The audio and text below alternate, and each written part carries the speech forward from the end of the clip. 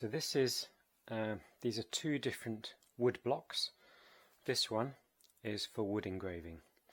So you can see the grain is like this. There's the bark of the tree. So it's cut with the polished surfaces perpendicular to the grain. So the grain runs up onto the surface. And you can see that's the surface that I've started engraving. This is for wood cut, and the grain you can see runs along the surface of the block. So that means that you use two very different kinds of tools. For woodcut you have a tool like this.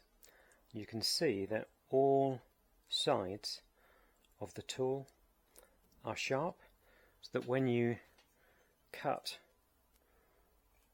in the woodcut, all of the faces can cut across the grain, and the grain will be cut through no matter what angle you cut at. Okay, so all of that surface has to be basically out. You don't break the grains, you cut the grains with these sharp edges. Okay, so because the grain is running like this when you're cutting across, you need the sides of the tool to be sharp. So that's why they're these hollow tools with these sharpened edges all the way around. Okay, that's very different from a wood engraving tool. So with wood engraving, again you are cutting the grain, but the grain is running up. So you only need the bottom of the tool to be sharp. So this is the bit which is sharp of the tool, just that bottom edge. So when I cut through here, in a bit of sky that's going to go, you can see it's cutting the grain, and it makes a flat bottom slot where the grain has been cut across. Okay, so they're very different tools and they work in very different ways. The advantage of wood engraving over wood cut is that because the grain is all coming up onto the surface in the same orientation, you don't end up with any texture of the wood in the printed surface. And because you're just cutting the very tip of the grains out, if you have a very dense wood, you can make very, very fine lines. So, let me see. This is one of my finer wood engraving tools. You can see it's got that flat bottom there. That's about 1/10 of a millimetre wide, and I can cut lines like this with it,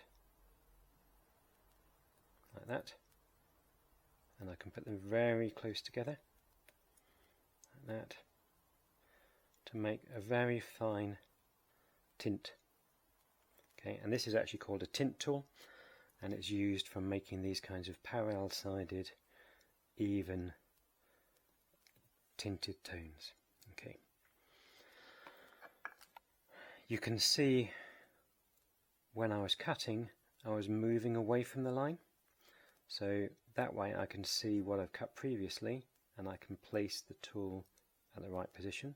If I move towards myself, then what I'm cutting is obscuring the line that I'd previously cut, where the tool is obscuring the line that I previously cut.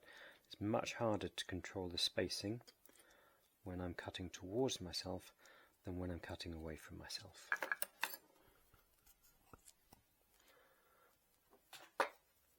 With wood cutting, as I've shown you, you can go in pretty much any direction, but you do end up with quite a different texture of the cut surface from if you're cutting with the grain as opposed to cutting across the grain. And that can be very useful. The advantage of woodcut is that you do have the texture of the wood. It's also very easy to cut quickly very large areas. It's easy to prepare large surfaces, large wood blocks for cutting. With wood engraving, these bowls are boxwood. Here's an unprepared one. That's about as big as you can get in a single bowl, because they tend to crack, and so larger blocks are jointed together. So here's a boxwood block that I'm working on. You can see it's actually made of 1, 2, 3, 4 pieces, and it becomes very expensive to prepare and to buy, and very time consuming to prepare blocks like this, because you have to join them together, you have to grind them very precisely, You have to polish them, you have to make sure that they don't open out during any of that process. So you have to be quite careful with them, and they're quite valuable things. So there are certain advantages with woodcut, and there are other advantages with wood engraving. There's another wood engraving that I've completed.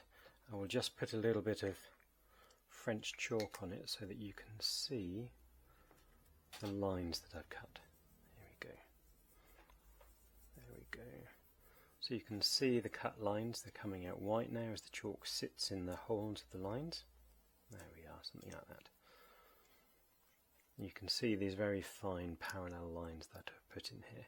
They would have been largely done with the tool that I just showed you, that tint tool. Okay. When it prints, it looks like this. So you can get some very fine detail here. And then in the printing, I've done some careful printing to change the tone of the ink. So a much darker tone for the sky and less dark tone for the land. And you end up with your quite fine effects. You can see that you have an overall tone, a tint, using this tint tool. And then if you want to put textures in, then you can use the tint tool at a different angle, or you can use other kinds of tools with different shaped cutting surfaces to produce some of these different textures, which I'll talk about some other time. So that's a wood engraving. That's kind of what it, the process. You have to cut these very fine lines at a very high, really very high density of line as well on the surface. And it takes quite a long time just to go through the process of cutting enough lines to fill the surface. So with a woodcut, I showed you this cut earlier, and I've cut away. This is the only bit that's left behind.